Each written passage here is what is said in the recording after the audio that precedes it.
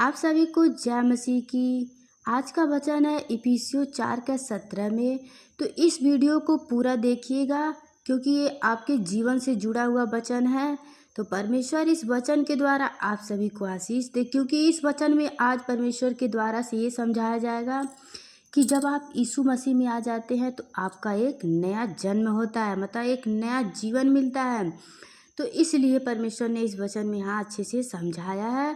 तो अगर आप इस पूरे वचन को सुन लेंगे, समझ लेंगे, परमेश्वर इस वचन के द्वारा आप सभी को आशीष देगा। हालेलुया। मसीह में नया जीवन। तो इस वचन को ध्यान से आप पूरा सुनिएगा। अगर वचन पे विश्वास हो तो कमेंट में आमीन लिखिएगा। पिता परमेश्वर आप सभी को वचन के द्वारा आशीष दे और आपके जीवन को भरपूर खुशियों से भर दे। हालेलुया। और वीडियो को शेयर कर दीजिए, क्योंकि वचन को फैलाना हमारा काम है। अगर आप लोग वचन को फैलाओगे, पिता परमेश्वर आपको आशीष देंगे। तो एक व्यक्ति के पास जरूर इस वीडियो के शेयर करिएगा। हालेलुया। तो मैं आगे एक और वचन पढ़ती हूँ। इसीलिए मैं यह कहता हूँ और प्रभु में आग्रह करता हूँ कि जैसा अन्य जाति लोग अपने मन की अनर्थ रीति पर चलते हैं, तुम अब से फिर ऐसे ना चलो। हालेलुया। इस वचन का मतलब है, जब आप यीशु मसीह को पा गए हो, यीशु मसीह में आ गए हो, तो जैसे अन्य लोग करते हैं अब वैसा आप ना करना, क्योंकि उनकी बुद्धि अंधेरी हो गई है और उस अज्ञानता के कारण जो उनमें है और उनके मन की कठोरता के कारण वे परमेश्वर को जीवन से अलग किए हुए हैं। हालेलुया। तो इसलिए परमेश्वर पे विश्वास करिएगा और उनके वचन पे चलते रहिएगा। पिता परमेश्वर आप सभी को वचन के द्वारा आशीष दे। तो मैं आगे वचन को पढ़ती हूँ, आप लोग ध्यान से समझिएगा। और वे सूत्र होकर लूचपन में लगे रहे हैं कि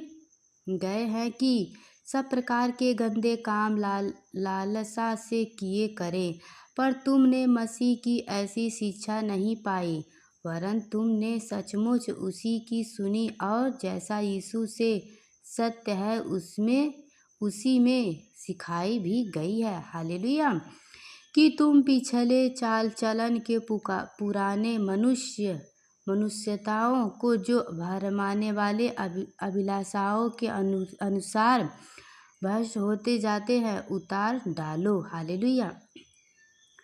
तो मैं इस वचन को समझाती हूँ आप लोग को। इस वचन में यहाँ परमेश्वर ने कहा है, जैसे अपने चाल चलन को, पहले जो अभिलाषाओं थे, पुराने काम थे, आपके गंदे काम जो भी थे, लूचपन थे, हर एक काम को छोड़ दीजिए, उस वस्त्र को छोड़ दीजिए और आप परमेश्वर के पवित्र वस्त्र को पहन लीजिए। आप क्योंकि यीशु मसीह में आ गए हो।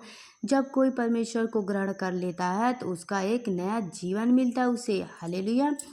तो पिता परमेश्वर आप सबको वचन के द्वारा आशीष दे और अपने मन के अंतिम स्वभाव में नए बनते जाओ। यहाँ परमेश्वर ने कहा है, और अंतिम स्वभाव में नए बनते जाओ। हालेलुया।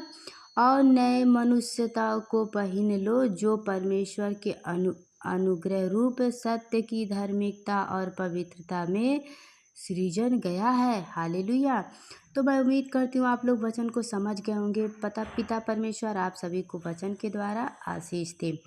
तो मैं आगे एक और वचन पढ़ती हूँ, इसे ध्यान से समझिएगा वचन को। इस कारण झूठ बोलना छोड़कर हर एक अपने पड़ोसी से सच बोले, क्योंकि झूठ बोलना छोड़कर हर एक अपने पड़ोसी से सच बोले, क्योंकि हम आपस में एक दूसरे के अंग हैं। हालेलुया। तो यहाँ परमेश्वर ने इस वचन को बताया है कि आप लोग इस वचन के द्वारा आप एक सीख ले सकते हो कि मतलब एक दूसरे से प्रेम करना, कभी भी किसी से झगड़ा, लड़ाई, नफरत नहीं कर सकते हो।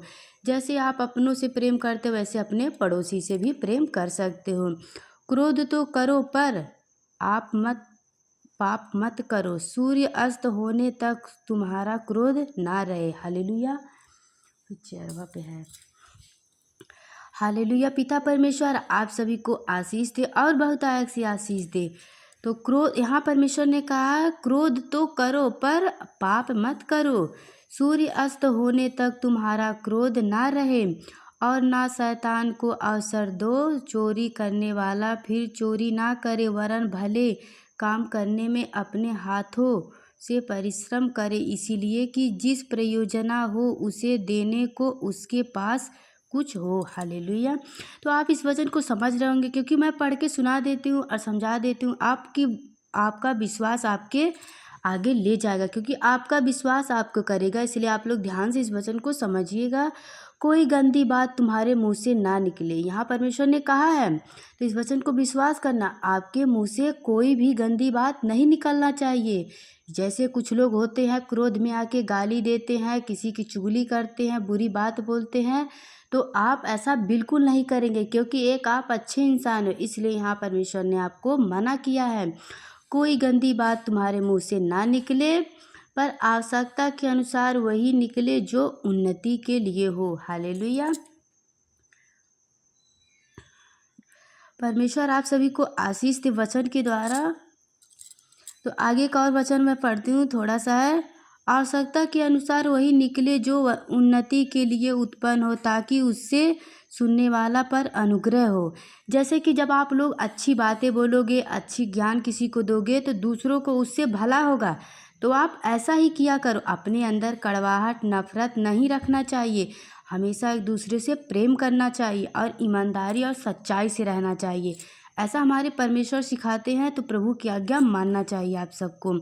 परमेश्वर के पवित्र आत्मा को शौकित मत करो, जिससे तुम पर छुटकारे के दिन के लिए छाप दिया जाए।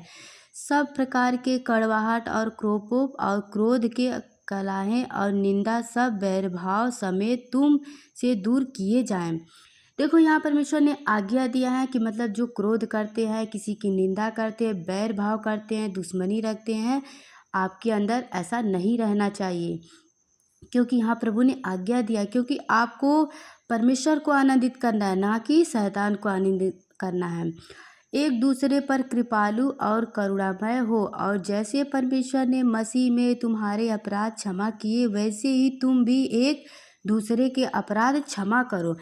इस वचन का मतलब यहाँ है कि मान लीजिए कोई आपके सामने, मान लीजिए आपसे कोई गलती किया है या कुछ ऐसी बात हो गई है, तो वो आपसे अगर क्षमा मांगे, तो आप उसके गुनाहों को क्षमा करिए। क्योंकि जब आप दूसरों के गुनाहों को क्षमा करेंगे, तो आपके गुनाहों को परमेश्वर क्षमा करेगा। तो इस वचन का मतलब यही है कि आप अगर किसी को गुनाहों को क्षमा करोगे, तो आपको भी क्षमा मिलेगा। तो जैसे कि आप जैसा आप चाहते हो कि आपके साथ लोग करें, वैसा ही आप भी दूसरों के साथ करिए। तो मैं उम्मीद करती हूँ कि आप लोग वचन को समझ आया होगा। परमेश्वर आप सभी को वचन के द्वारा आशीष दे। तो मैं एक और वचन पढ़ना चाहती हूँ, जो इफिसियों 6 में लिखा गया है कि अपने माता पिता की आज्ञा मानना चाहिए। तो यहाँ छोटा सा एक वचन है जो मैं अभी बताना चाहती हूँ। तो इस वचन को आप ध्यान से सुन सकते हो। हे बालकों, प्रभु में अपने माता पिता के आज्ञाकारी बनो, क्योंकि यह उचित है। अपनी माता और पिता का आदर कर, यह पहली आज्ञा है, जिसके साथ प्रतिज्ञा भी है कि तेरा भला हो और तू धरती पर बहुत दिन तक जीवित रहे। हे बच्चों वाले, अपने बच्चों को रिस ना दिलाओ, परंतु प्रभु का शिक्षा और चेतावनी देते हुए उनका पालन पोषण करो। यस, आमीन। तो मैं उम्मीद करती हूँ कि आप लोग इस वचन को समझ गए होंगे। परमेश्वर इस वचन के द्वारा आप सभी को आशीष दे। हालेलुया।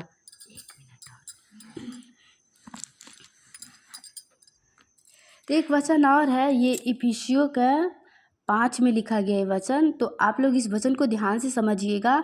ये 26 का है। क्रोध तो करो, पर पाप मत करो। कुछ लोग होते हैं, क्रोध में बहुत सारे गाली, गंदी बातें, किसी की हत्या, बेविचार, बहुत कुछ कर देते हैं क्रोध में।